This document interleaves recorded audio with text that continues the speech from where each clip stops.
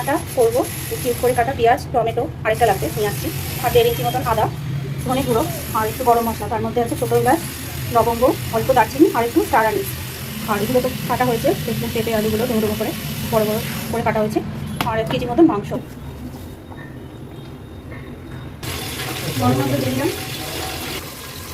গোটা গরম মশলা আর পেঁয়াজ কুচানো দিলাম। পেঁপে সিদ্ধ হতে দেরি হয়, তাই পেঁপেটা আগে দিয়ে দিলাম। 10-12টা গোলমরিচ দিয়ে দিলাম। আদা দিলাম। পেঁয়াজগুলো কাছাকাছি থাকবে, বেশি লাভ হবে না। আর আদা মাংস দেওয়া হলো। আমদার কাজে সাম্বার কাটো পরিমাণ মতো নুন দিয়ে দিচ্ছি।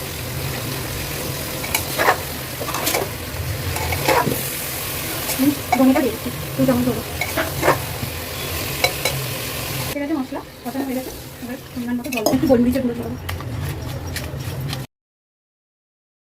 প্রত্যেকটা পার্টে ঠিক হয়েছে।